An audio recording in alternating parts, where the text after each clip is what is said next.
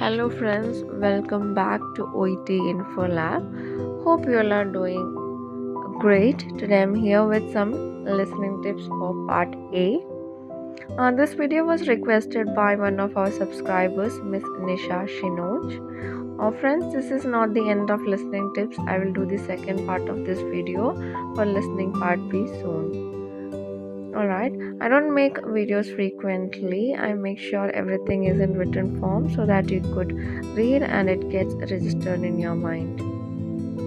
So there are a number of tricks and practices which can significantly improve your chances of scoring high in this test. So let's see how it can be achieved. Tip number 1, practice. Listen to various audios and be familiar with the accents. In the listening, you will hear speakers from a variety of English-speaking countries: American, Canadian, Australian, Irish, and New Zealand. Next, you should have a piece of chocolate or candy before you enter the examination hall because our brain is the most energy-demanding organ. So the brain works best with glucose circulating in the bloodstream, so you should have a piece of chocolate. Okay, next is keep your cool. You should stay focused. I'll share something that happened to me during my test. In the morning I skipped my breakfast and was in a hurry for the exam, and I forgot the place in the hall where I kept my ID cards. It was not needed in the test.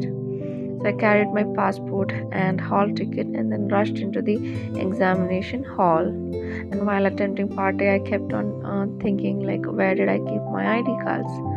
Which is not so cool. So in the first 2 questions, I was a bit muddled and somehow I managed to complete it. I got B in listening. Honestly saying, that's not so cool. So you should avoid your worries and stay calm during the test. Alright, now we'll see tip number 4. Do not revise in the morning. Okay, you already have learned enough. Be confident and attend the exam. Otherwise you will get confused. Then know the instructions and know the format. The consultations you hear are between a healthcare professional and patient. Sometimes the healthcare professional can talk to a relative of the patient instead of the patient himself. The patient speaks more than the healthcare professional. The gaps you need to fill in part A are generally in the patient's speech, as they may say regarding the history, signs and symptoms and their health conditions. Now you will get 30 seconds to read the notes. So use this time wisely. During this time, you can underline words or phrases before and after gaps in the notes provided. And when the audio plays, listen for the information so that you are prepared to listen for the answer. Here is an example. It reads, taking dash medication for the past 3 months.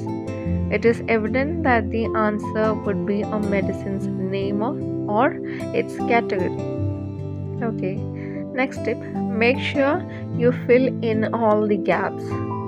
Don't leave the gaps as you will not lose marks for incorrect answers. So if you miss an answer, don't worry, move to the next one.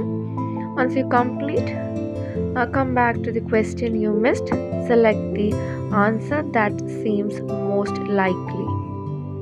Another tip is write clearly and legibly.